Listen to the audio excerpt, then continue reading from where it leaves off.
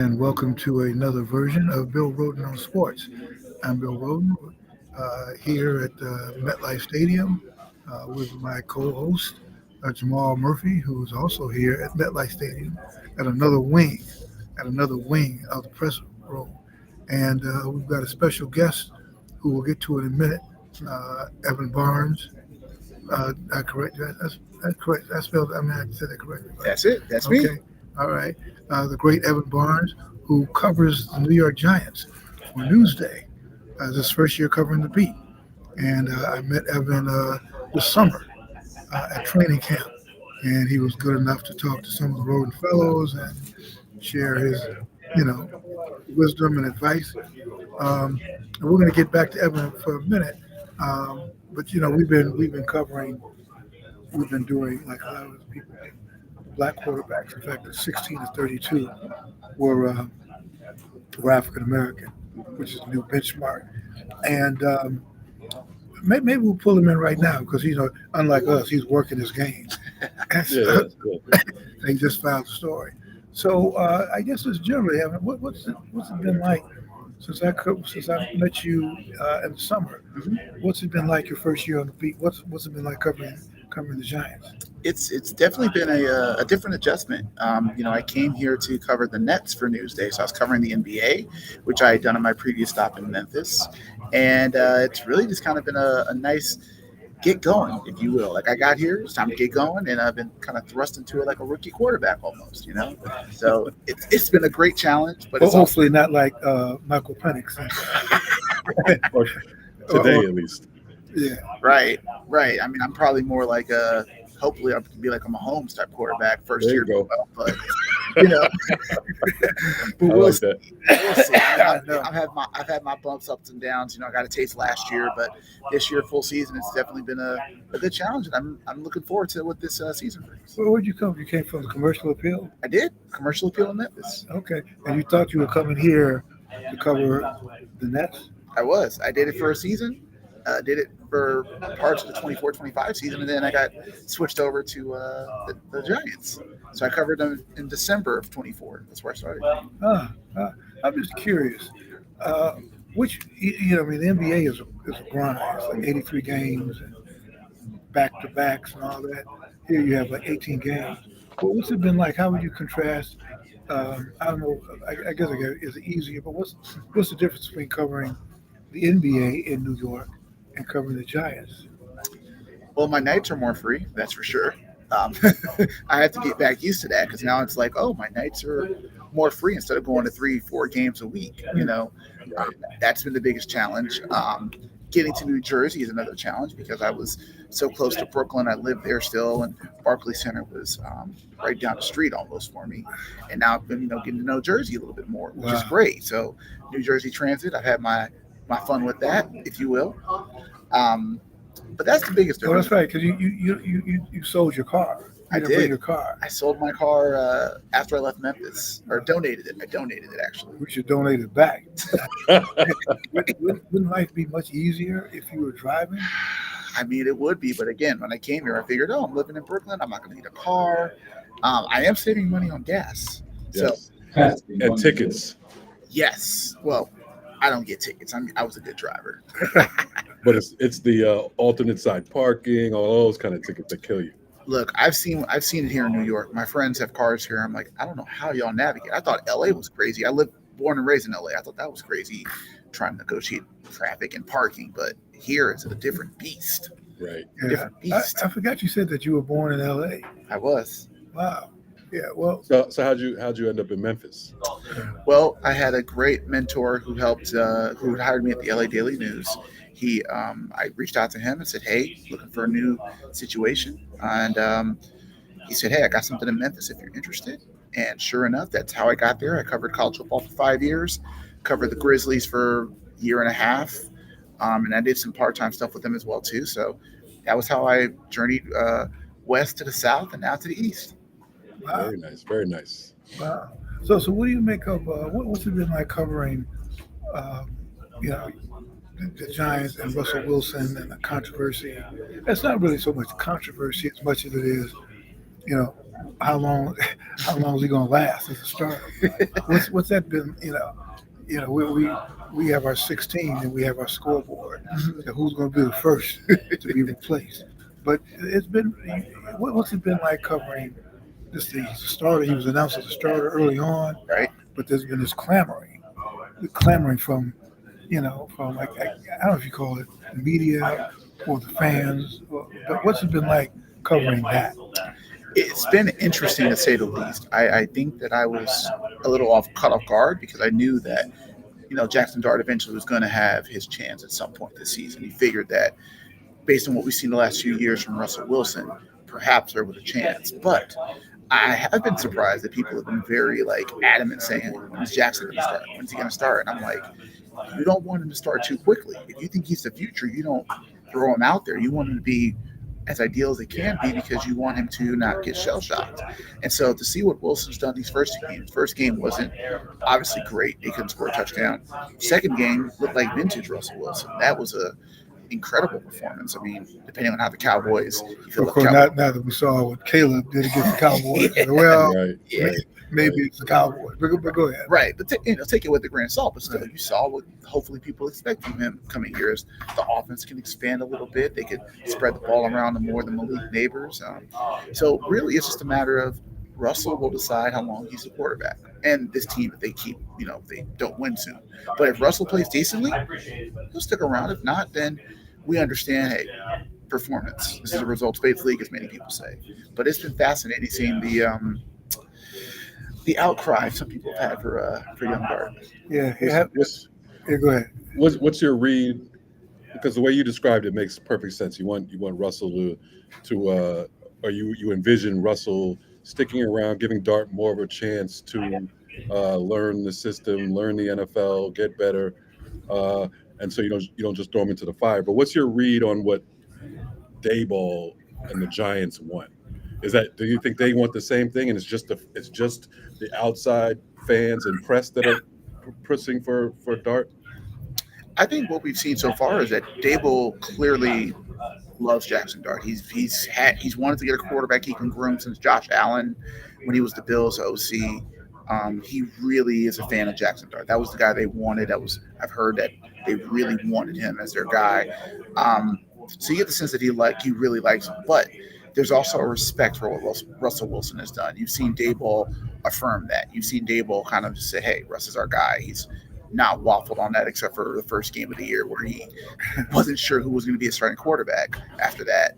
But he's been pretty adamant. But you see in practice, he's mentored Dart. He's talked to Dart. He wants to help Dart get better. And this is a dream for him. And that doesn't mean that Russell Wilson isn't a priority. It means that you're trying to navigate two things. You're navigating a veteran who is here and means something and brings respect and a reputation.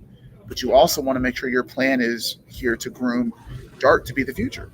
And that is what they want to do. So I get the sense that they clearly are hoping that Russell Wilson can win and save some Jobs. heat from jobs, because that's why they got him. They got him for the immediate short term help. But long term, Dart is the guy, and obviously Dable, I think, has done a good job navigating that without tipping his hand, if you will. So do you think as long as Russell continues to win, do you see a scenario? I mean, clearly, like tonight they're playing Kansas City, and that's like another litmus test. Do you think as long as he continues to win, Continues. Starts to win. starts? Yeah, I'm sorry. As long, I just had to look at their record quickly. yeah, they're 0-2. Somebody here is leaving with the win. Somebody here is going home 0-3 and in deep Right, trouble. right. So do you think if Russell Wilson wins, he will keep the job, or do you think that no matter what he does, there'll come a point in the season where he'll be replaced? I think if he wins, he will keep it because you clearly want to respect the guy who's done it before in the league. You want him to get some excitement about this team. You want him to kind of guide this offense and trust him and not have, a rookie have to kind of figure it out on the fly with a team that really needs to win now. I mean, this has not been a team that's won much the last, 3 seasons since the 22 playoffs when they got there. They won 6 games in 23. They won 3 last year. They need to win games. So if Russell can do that, he'll keep his job. If not, then we'll see young Dart take over and do what he does. But it's really going to depend on, can Russell Wilson be the quarterback people think he is, or is he the quarterback that he's been showing the last 3 years in Pittsburgh and Denver? Yeah. What do you think? What's your sense? I think tonight will be a good indication because you asked me after week one. I thought, oh, he looks like he's on the decline. After week two, turn back the clock, vintage performance. I think we're going to see what the mean is this week. What is the mean with the Kansas City defense? I think I told some of the beat writers we all had like a discussions about when we think Dart will play, and I think you will see him play and start one game this year at least. Just because I think if this team doesn't make the playoffs or out of the playoff picture, he will start one game. But I think if Wilson can play somewhat like he did in week two, he can hang on his job through October, and then we'll see what happens as the season plays out. Okay. I mean, that's just a couple of things. What's been your relationship with Wilson? I think we mentioned over the summer you were just trying to get to know him. And I guess whether you're covering the NBA or whatever, getting to know the locker room is difficult. So, what's been your relationship with him?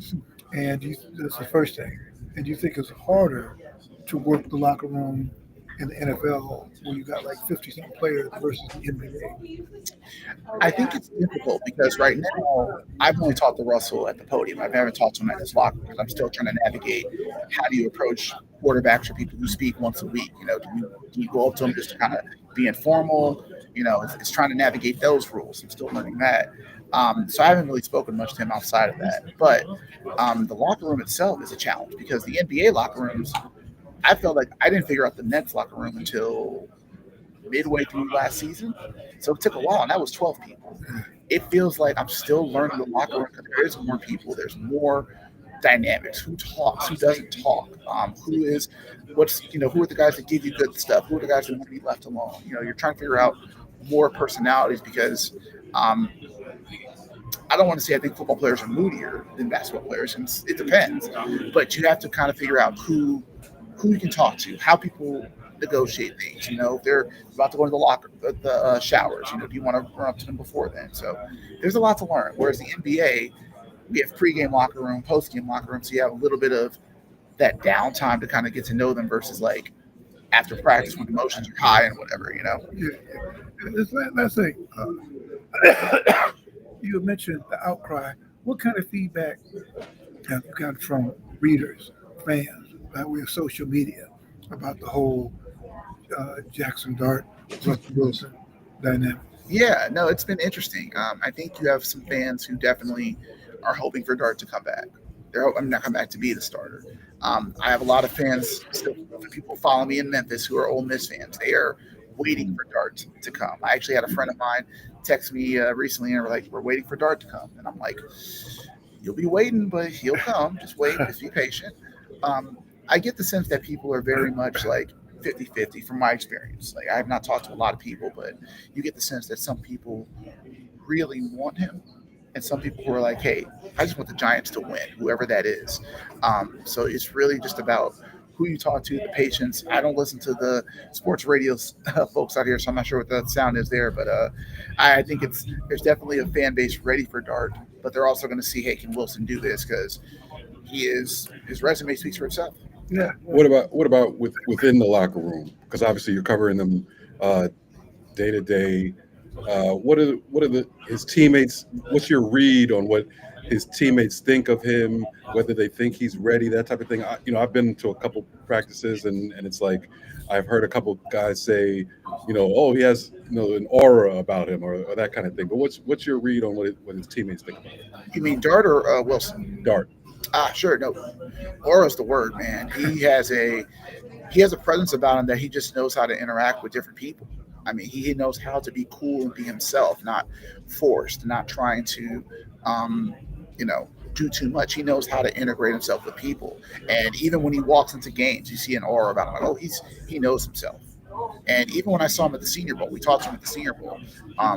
He has a confidence about him, and I think that comes from playing at the highest level in the SEC. You know who you are, you know what you got to be, you know what you got to deal with, and he can come in here and handle New York. I think he's from Utah, but again, you played in the SEC for 3 years.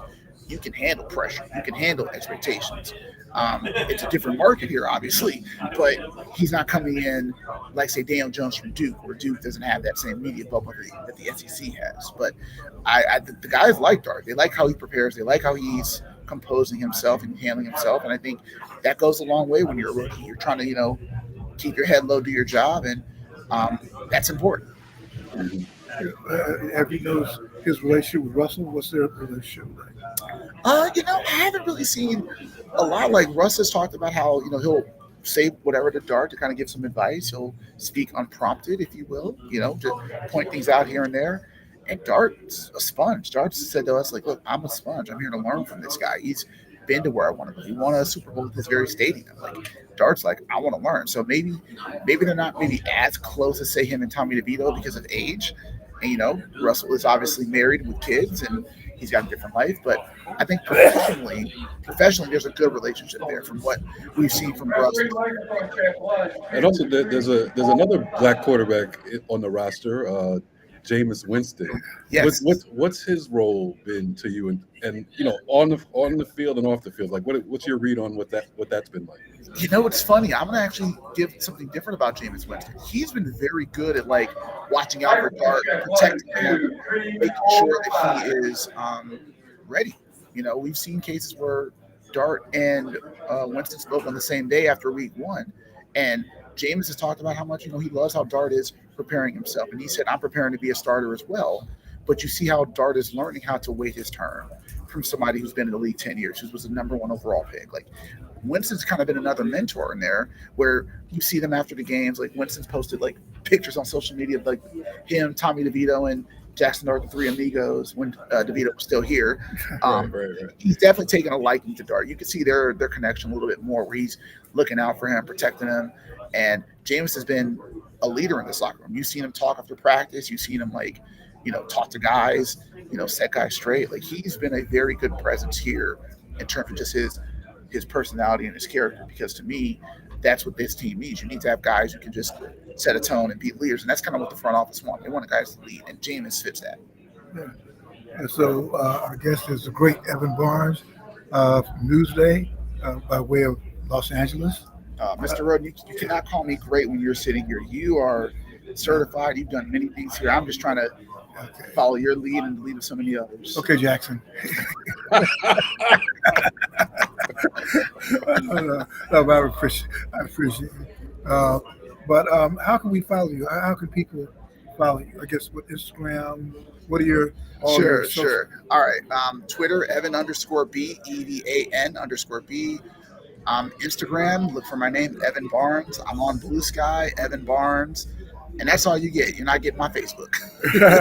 Good idea. Yeah. I have Facebook, but do I really go as much?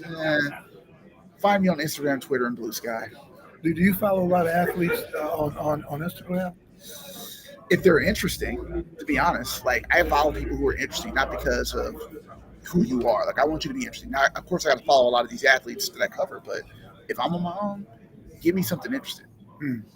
Yeah. Well, that's cool. Well, look, man, I look forward to having you back on the show. See how long this lasts. See how long the Russell Wilson train lasts. Right. If you had to make a wager, a bet, how long do you think the Russell Wilson train will be running? Well, before the season, I said week 6 is when Jackson Dart will start. After week 1, that loss, I said week 4. If they lose today, as we're getting ready for week 3, that week 4 prediction is holding well, I think. But I think between week 4 and week 6, if this team doesn't win this game, they're 0-3, it's going to be a lot harder. That clock is going to start ticking. So I think between week 4 and week 6, and once they go on like a 4-game win streak and quiet the noise here. And then, before we let you go for real, we're here. There's a game tonight. As you mentioned before, it's 2 0-2 teams. Somebody's leaving here 0-3. I think I heard a stat the other day. It was like some very low percentage of 0-3 teams even make the playoffs. So you got Kansas City, who was just in the Super Bowl. You got Mahomes against the Giants. The Giants were people thought they might be 0-3 at this, after this point. Versus the Chiefs, what's your take on this game that we're about to see? I think we're going to see a low scoring, knuckle, drag down fight. Like, I don't think we're going to see a lot of high explosive plays because the Kansas City is without Xavier Worthy. This defense is still really good for Kansas City. I would like to see if this Giants team can score against a defense that looks far more competent than the Cowboys. Um, so I think it'll be a low scoring game, maybe first one to 21 wins, 24 Mhm. maybe. But I think Kansas City probably wins this game because I just can't see Kansas City trying to go 0-3. And it won't be for Russell, just be the fact that, hey, Right. Kansas City will make more plays down the stretch, I think. Mm. Yeah, well, we shall see. All right, brother. Well, hey, thank you so much, man. You're the best. Look forward to having you back on. Look forward to see your great work to come. Being in the city, team, books, the whole thing, stage, screen. You're in New York. Uh, if I can get as fortunate as you to write a couple of books, Mr. Roden, I'll be appreciated. Yeah, well, yeah. That'll be another. That's another podcast. So, thanks so much, man. You're the Hey, best. I Thank, appreciate it. All right, thank you. Appreciate it. Thank you, Jamal. all right, all right. Oh, we're gonna keep going. All right. All right. What's your story gonna be like about tomorrow? Whew, we will see. Hmm? We will see. You. Who knows? What was your Yeah. early? Well, so early was on a Mahomes being kind of a guy for Russell Wilson and Jackson Dart in a way. It's a way of Mahomes, Russell Wilson, Mahomes, the star battle. What Wilson sees in Mahomes for all this time, being two guys who've started multiple Super Bowls. With Dart, it's going to be what can the Chiefs learn? I mean, what can the Giants learn from how Mahomes has developed so they can develop Dart more? With the Giants OC being Mahomes' former quarterback coach. Ah, okay. All right, look forward to seeing it. All Maybe right. stealing it if it's online. For what? My name's already on it. Yeah, thanks so much, man. Thank you, Mr. Roden. Great Evan Great stuff. Barnes. Great stuff. Yeah, Yes. great stuff. So yeah, man. So what else we got? How do we do today on the black quarterback count? With That's two games left, there's tonight's game, and of course the Ravens tomorrow. right. Let's look at what's transpired today. We had the Jets who had Tyrod Taylor start in place of Justin Fields, and the Jets made it close. Tyrod Taylor played okay, had 2 touchdowns, 1 interception, but the Jets couldn't get it done. So that's 0-1. The Packers and Jordan Love took a loss to the Browns of all people. The Titans and Cam Ward lost 41-20 to the Colts. It was 0 and Uh, 3. 0-3, yeah. Let's see. The Eagles, of course, Jalen Hurts comes through, uh, makes it 1-3 for the black quarterbacks this week, and they beat the Rams somehow. I don't know how they did it, but they came back in the second half and won 33-26. Geno Smith and the Raiders lost to Mariota and the Commanders as Jaden Daniels was out with a knee injury. So what's that? 1-4 because of Geno. Uh, Penix had a terrible game and lost, Terrible. but lost to uh, Bryce Young and the So Panthers 30-0. wow, So that's a wash. yes, that's what. Well, Uh, so you have to give it so two, one, so two, two two, and 5, something. something like that. Then you have Stroud lost to the So Jaguars. Texans lost 17-10. Stroud did once again. Stroud. I just got to say, I've been trying to give Stroud some grace. He really hasn't been the same since his rookie season. right, And I was looking at this season for him to bounce back from a tough sophomore season, but he hasn't played well this season yet. He had a key interception late in that game, so he's still trying to find his way. So I guess that's 2-6. mm. Who else is there? Caleb, Caleb, yeah, they won 31-14. So that's but they beat Dak. So that's three that's 3-7. Uh, Broncos Chargers, no. Rattler lost in terrible terrible. fashion, 44-13. So 3-8. And Kyler Murray lost 16-15 to San Francisco. Oh, they That's lost. three. So Oh, it was really tough tough day. week Woo. for our brothers at Wow. the QB position. Wow. I And don't they know. lost to San Francisco. Maybe we're putting too much pressure on him, Bill. I don't know. Maybe it's our fault. Yeah, yeah. Well, that's tough. Maybe let's clear the board. Well, we still have the game tonight, which will be a wash either way. Right, A black quarterback will win tonight, right. and then tomorrow with Lamar. Lamar and against Detroit, it's a tough game. We'll see. We'll see what happens That there. is, I think they're playing in Baltimore, right? Right. Yeah, Baltimore's favored, but still, Detroit looked really good, but against Chicago last week. But we'll see. I guess we'll see who the real Detroit is. I guess. Yeah. All right. So what else we got, man? We had a nice interview with Evan Barnes. Really good to hear, like a young brother. You know, very versatile. Starting off covering the NBA, now covering the Giants. Right. We'll probably have to have more beat people on the show. Kind of.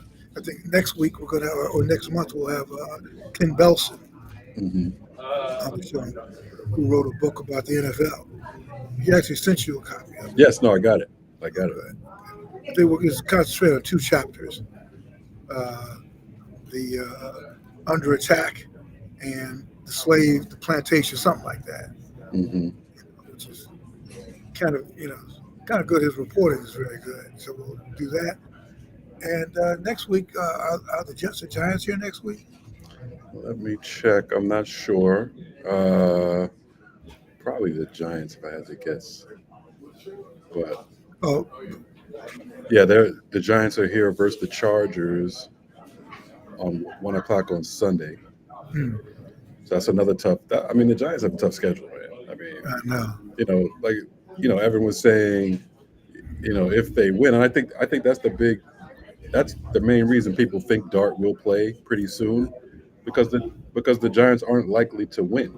So Right, if you're not winning, you have nothing to lose but to right. put the rookie in there and see what he has. Yeah, yeah, and hope he survives it. Well, you see Daniel Jones. All of a sudden, Daniel Jones has turned into like a great NFL. Well, he's having a great season so far. Right, right, and that can't look good for Dayball. You know, Yeah, because you had um, this guy, and now all of a sudden he leaves you and blossoms. yeah, all of a sudden he's great, and Dayball was supposed to be the quarterback whisperer, Yeah, but maybe it's the guy in Steichen in Indianapolis. right. It seemed to be a lot of quarterback whisperers, right? Yeah, But I but no think. but no black but no black quarterback whisperers. Yeah, I think there are only three black quarterback Offensive coaches. coordinators. Well, there are Well, no offensive there are coordinators, no black offensive but coordinators. there are three, I think, uh, black quarterback coaches. T. Martin in with the Ravens. Hmm. Then there's actually one in Buffalo, and there's one more. There's three. Hmm. And then I think there's one in with Washington, but I think he's like Samoan or something. Hmm. But Another honorary brother. yeah, that's why I said he's an honorary brother. Well, so yeah, why do you think? I mean, there are no black offensive coordinators. There are a few black defensive coordinators. What's your theory on that? Well, I guess If they've you if always you had have if you have one, theory beyond sort of another racial barrier. It's just they've always felt that blacks, are great on defense. Where it's just hunger and desire, and where the smart people, the brains, are on right? offense. You know, Scheme, come up with schemes and he, using right, analytics and stuff like right, that. that whole thing. So that's going to be the new civil rights movement, which will be difficult in this environment to Oh yeah. get the owners to do the right thing, because they probably feel now they don't have to.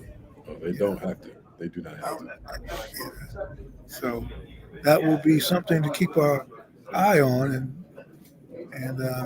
in addition to the Flores suit, you know, Yeah. and head coaching in this environment, when there's absolutely no nothing that compels you to be fair, uh, or even get the best people.